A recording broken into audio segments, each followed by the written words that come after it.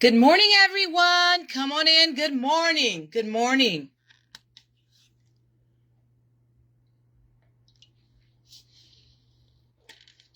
Happy Sunday. I'm going to give everybody a couple minutes to come on in because we have got an exciting show.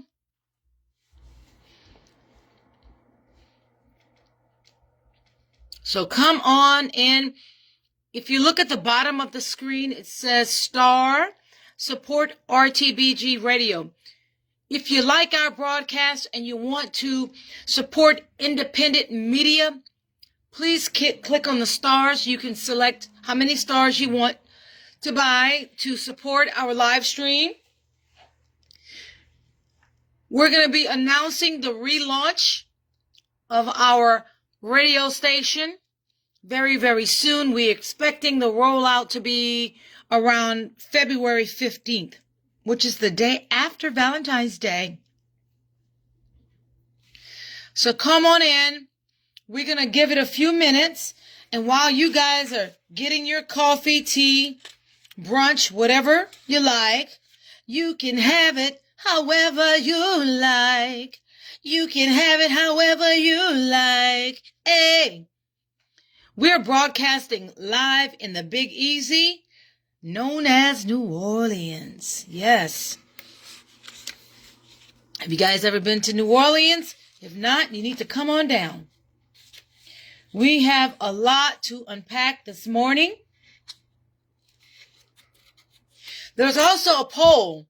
If you would like to participate in the poll, you only get one answer. You can select yes or you can select no. The poll question is right on the screen. Click on the poll and you'll see it. Our whole purpose is to have you think critically and analytically without being spoon-fed a narrative. So I'm going to give it another minute or two before we get started.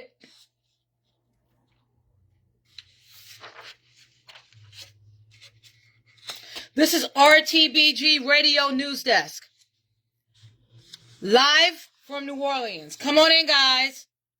Come on in.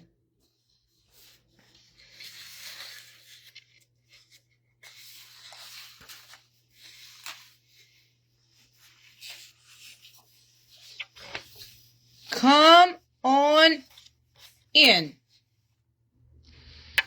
We have an amazing broadcast for you this morning. And I don't want you to miss a thing. Come on in. I'm going to get started very, very soon. Come on in. If you like our broadcast, please click the star at the bottom. And, of course, we were asking for your donation. And this is what helps us to keep our independent radio station going. So, I'm going to start with the countdown.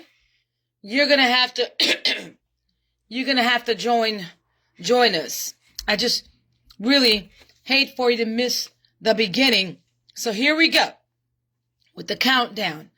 10, 9, 8, 7, 6, 5, 4, 3, 2, 1. Welcome to RTBG Radio News Desk, broadcasting live in the beautiful city of New Orleans, known as the Big Easy, home of the French Quarter, the famous Bourbon Street, the famous Cafe Istanbul, and the famous Roosevelt Hotel, and the famous Queen Orleans steamboat. I mean, I could go on and on, right? Just so many. The famous home of Louis Armstrong. Yes, so here we go. Let's get it in. This is RTBG Radio News Desk Morning Brief. This morning, questions are being raised about how AI-generated search summaries can present legal conclusions such as trespass concerning journalist Don Lemon without displaying any visible disclaimer to users conducting standard Google searches. One of my readers, one of our fabulous followers of the RTBG Radio Facebook page, sent this message to us wanting to know the answer to that question.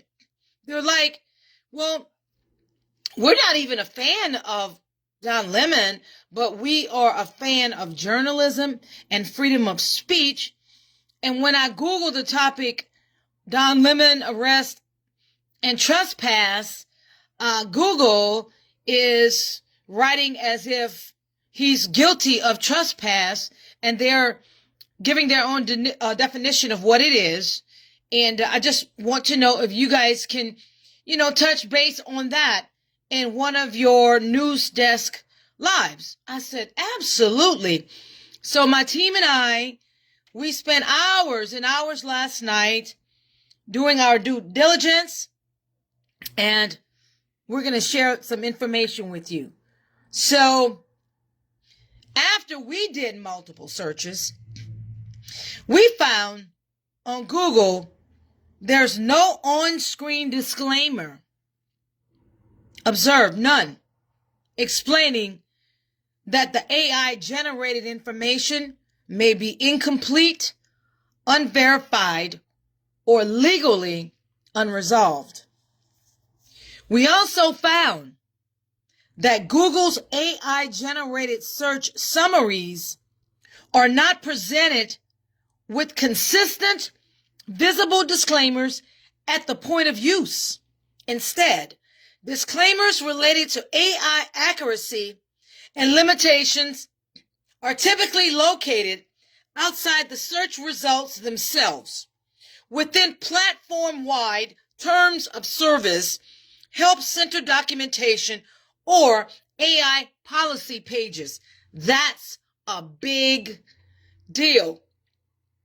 And that is a false flag.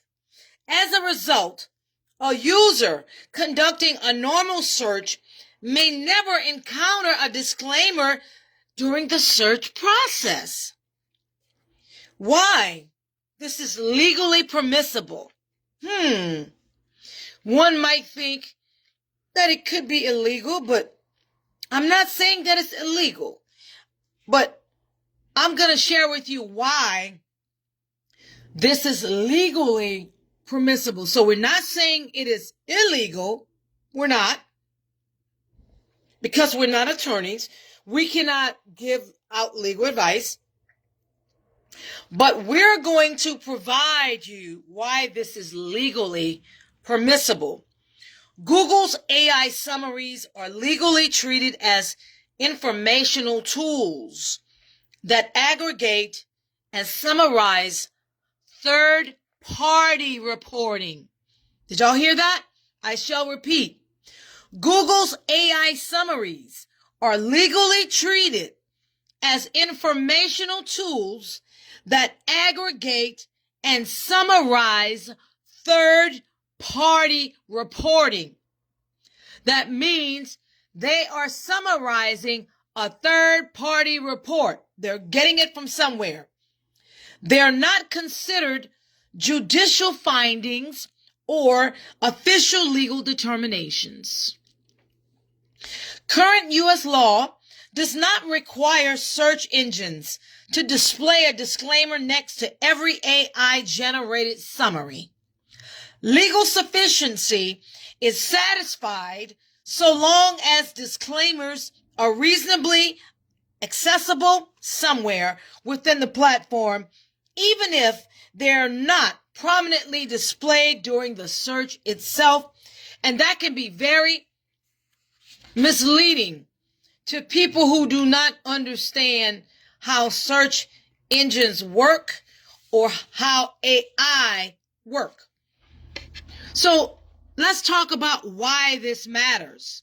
When AI summaries condense repeated headlines, and I know we can see the repeated headlines over and over and over, even in the Alex Preddy case, it almost seemed like copy and paste repeated headlines. That's one reason why RTBG Radio, we're in our own lane.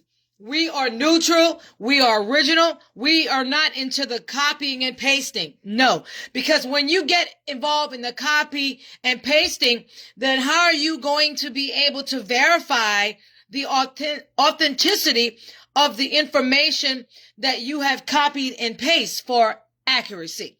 So when AI summaries condense repeated headlines, allegations, or charges into short answers, legal nuance can be lost.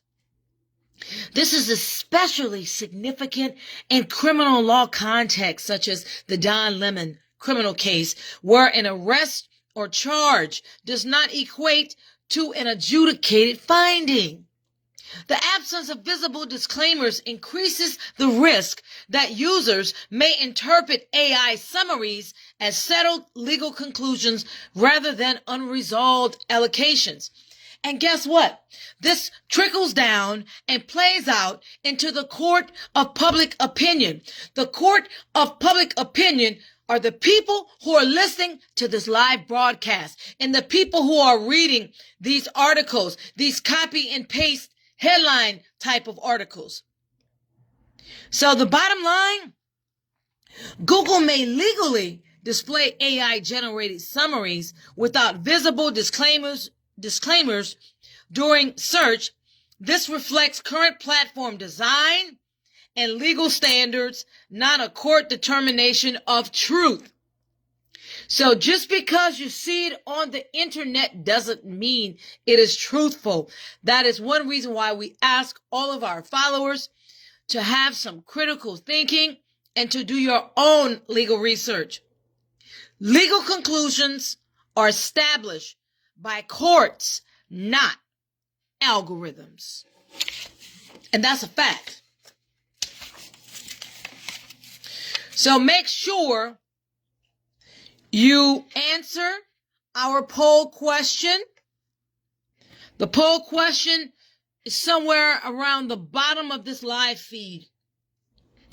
And this poll is for discussion purposes only. An arrest or charge is not a legal conclusion. Court-established facts are determined through due process. Please keep comments respectful and focused on the question presented. Now we're going to talk about why. Why would Google risk showing unverified information without a disclaimer? We're going to hone in on that a little bit closer. So why do you think Google would risk showing unverified information without a disclaimer? What say you? Why do you think this? Because they're not legally required to do so. And it seems like perhaps Congress might want to look at that law.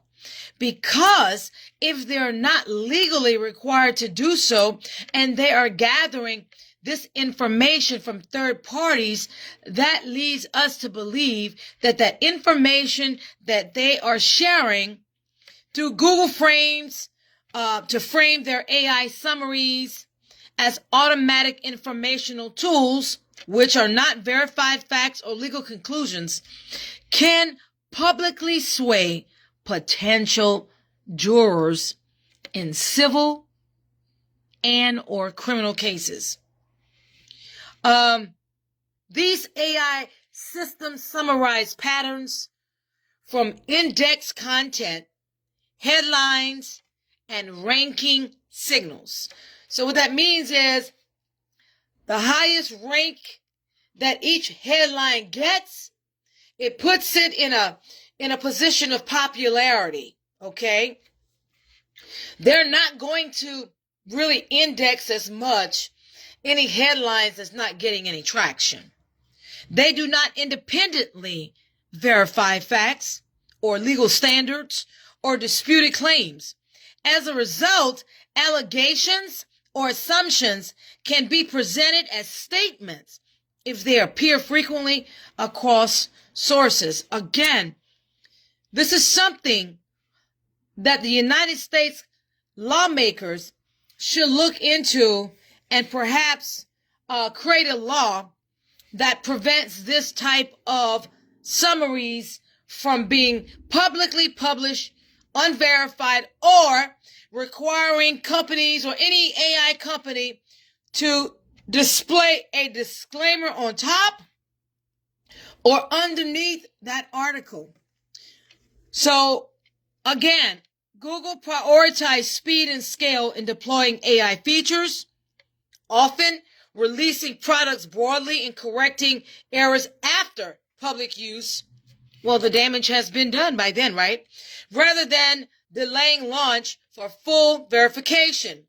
Disclaimers, when they exist, are usually placed in help pages. Who is going to help pages? Huh?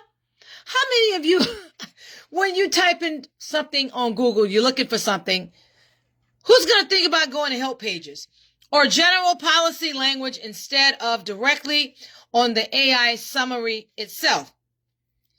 I have to give a shout out to ChatGPT. They're very good at acknowledging if the information that they're provided is unverified. This approach reduces friction for users and preserves trust in the interface while legally distancing Google from responsibility for the accuracy of the output. So in short, the absence of a clear disclaimer is not accidental. No, it's not. It is calculated. It's a calculated product and legal decision that shifts responsibility away from the platform and onto the user. So they shift the responsibility away from themselves and shift it onto you, the users.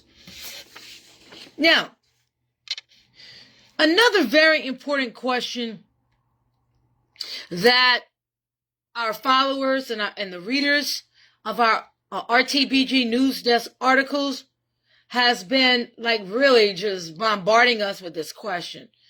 Well, why would Google allow such a thing? And who owns Google? Okay. And I kind of feel both were strong questions. We just answered why Google would allow such a thing. Now I'm going to share information regarding Google's ownership. Google is owned by a company called Alphabet Inc. Alphabet Inc. is the parent company of Google. Google operates as a wholly owned subsidiary of Alphabet. Alphabet was created in 2015 to separate Google's core products like YouTube, Ads, Android, and Chrome from other ventures such as AI, health, autonomous vehicles, etc. Alphabet Inc. is a publicly traded company on NASDAQ, GOOGL, and GOOG, and is controlled by shareholders with founders Larry Page and Sergey Brin retaining significant voting influence through special share classes. So, please, at the bottom of our live feed, we're asking you to do two things. We need you to click the star to support our local independent news broadcasting station, number one, by buying some stars. Two, we need you to answer the question, the poll question that's toward the bottom of the page. And we're going to be sharing the results of the poll question within the next 24 hours. We're also going to be posting a post live comment following this morning's RTBG Radio Live to continue the discussion. As AI-generated search summaries become more common, clarity matters, especially in legal reporting where allegations, charges, and court findings are not the same thing. Thank you guys for watching. Make sure you hit the like and share this live feed after the broadcast is over. You're welcome to leave your comments in the comment section. And also, keep a note that we go live every day, same place, same time, 11:30 a.m. Central Standard Time at RTBG Radio News broadcast in the beautiful city of New Orleans. Until next time, be safe and stay warm.